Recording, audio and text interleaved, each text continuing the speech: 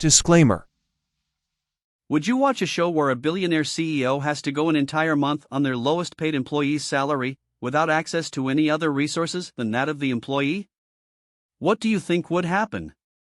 They'd be fine. The problem with poverty is not usually day-to-day costs. People can adjust to that. It's unexpected expenses that are crippling. Edit: why are people still responding 2 weeks later? Nobody is reading this thread anymore. At least not the responses at the bottom.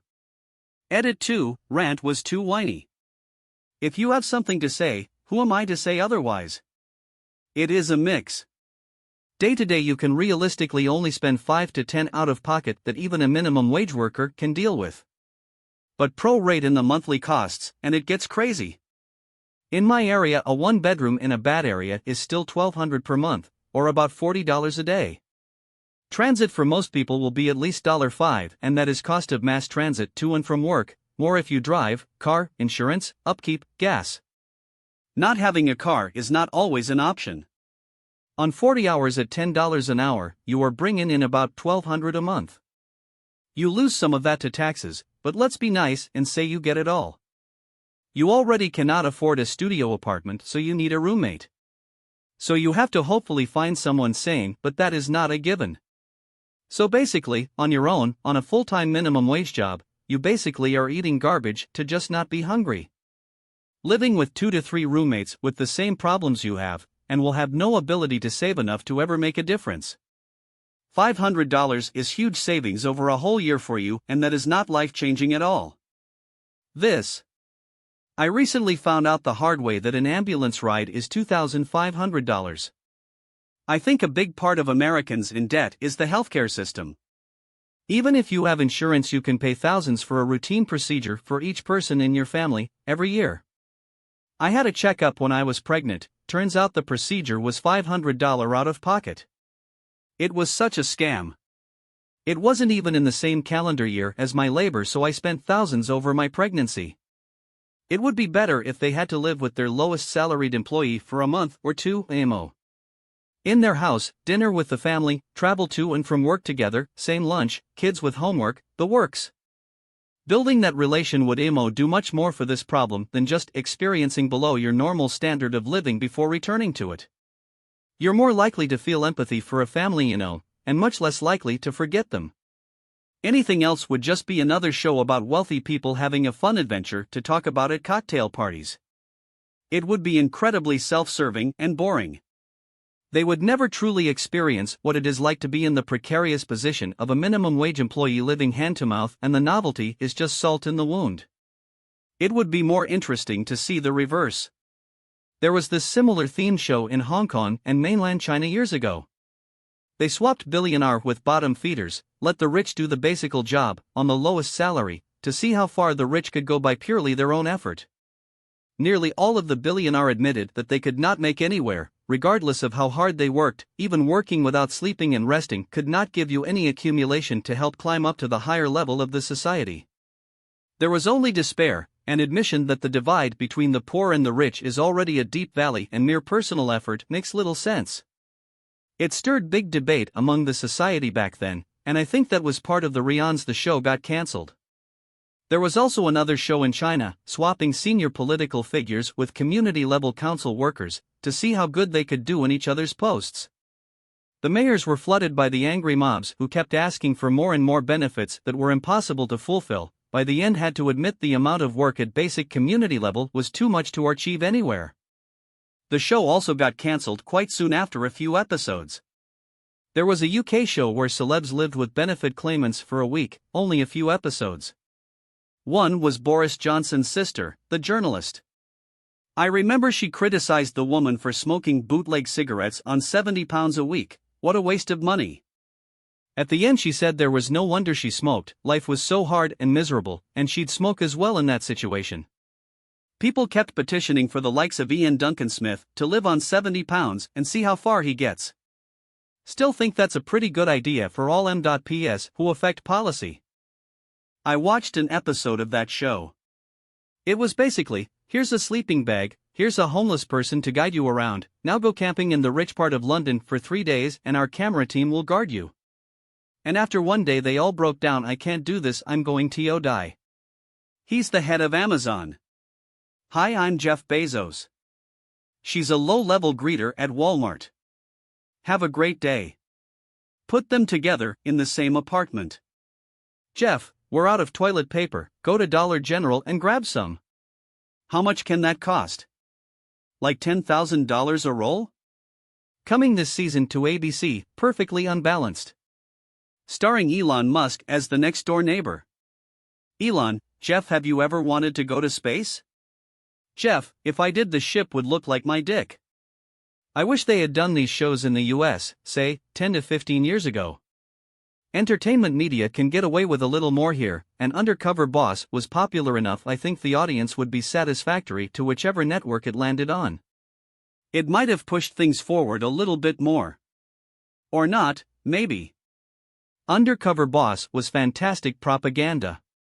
See how I, the benevolent overseer employer, can relate to my chattel employee.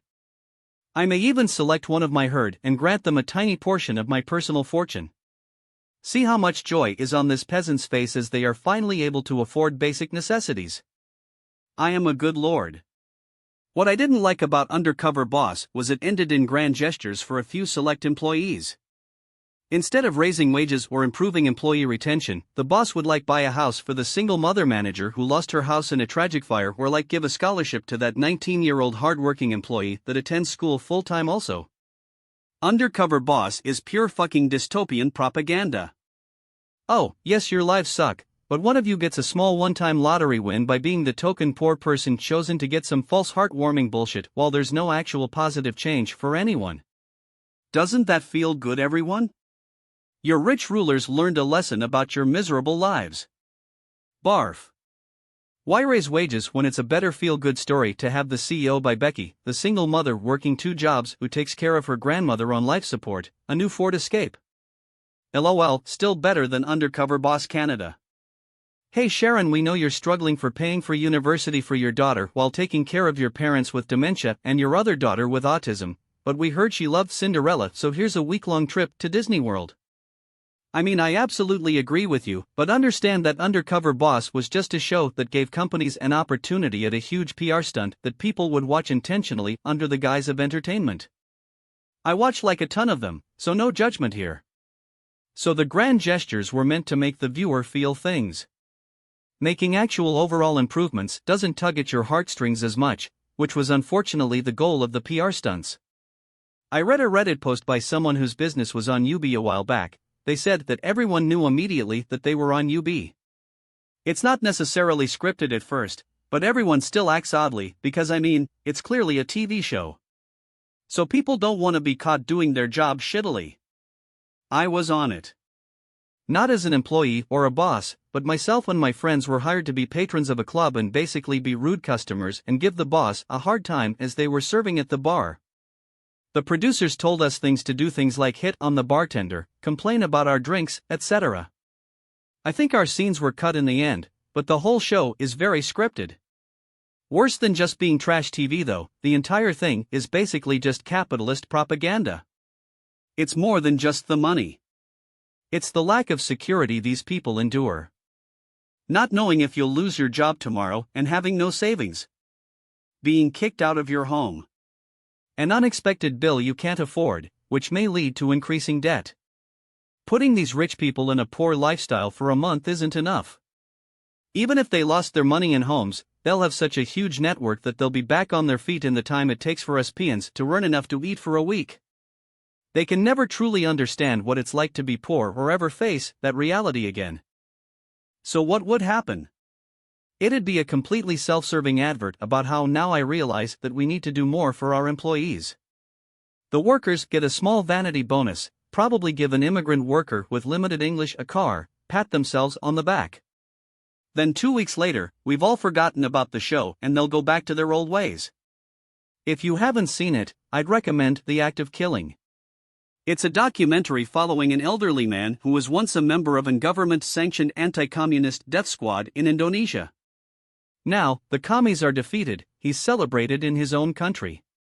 There's a scene where they had him do a mock-up of a torture/execution method he had used. He asked production to hold because he found it traumatic. In a very raw moment, he asks the question, "Is this what my victims were feeling in their last moments?" The producer responds, "No, what your victims were feeling was much worse, because you were able to ask us to stop, and they knew there was no escape." You can see in a couple of seconds it changes the guy's whole worldview. I would imagine a billionaire who has been rich for most or all of their adult life, equally, would have trouble conceiving of the dread of inescapable poverty. You forgot the depressing part where he is the only one to have any sort of realization like that. The other guys had no such realization, or maybe they had one years ago and didn't care. People find ways to justify their actions. It's a defense mechanism of sorts that protects them from reality. I imagine that's the only way torturers live with themselves. They're doing the right thing in their own twisted worldview. I think many people would be surprised how much this can occur too. Like Nazi Germany, they fully believed they were helping their country and doing the right thing. A lot of herd mentality and propaganda and gradually acclimatizing the masses to more and more extreme positions as well. Humans are extremely durable at times, and at other times extremely fragile and fallible mentally. It's easy for some to take advantage of that. Lots of rich people voluntarily go on vacation to third world countries. The catch is, they know they have a way out and an end date. I'd be interested to watch a show where the CEO had to personally be financially responsible for the welfare of 50% of their lowest paid employees for 10 years, and their net growth percentage equaled their bonus every year, with a big bonus if both the company and the employees were profitable at the end. Weird thing is they would be profitable. What I linked is about a millionaire in Orlando. Here is a quick part of it. It is an interesting read, and it would be interesting if others would help scale it up. Orlando, Florida. 2 decades ago, Harris Rosen, who grew up poor on the Lower East Side of Manhattan and became wealthy in the Florida hotel business, decided to shepherd part of his fortune into a troubled community with the melodious-sounding name of Tangelo Park. A quick snap from the city's tourist engine, this neighborhood of small, once charming houses seemed a world away from theme park pleasures as its leaders tried to beat back drugs, crime, and too many shuttered homes. Nearly half its students had dropped out of school. 21 years later, with an infusion of $11 million of Mr. Rosen's money so far, Tangelo Park is a striking success story. Nearly all its seniors graduate from high school, and most go on to college on full scholarships Mr. Rosen has financed. Young children head for kindergarten primed for learning, or already reading, because of the free day care centers and a pre-kindergarten program Mr. Rosen provides. Property values have climbed. Houses and lawns, with few exceptions, are welcoming. Crime has plummeted. You can also watch other videos by going to the channel. I will be pleased if you like them.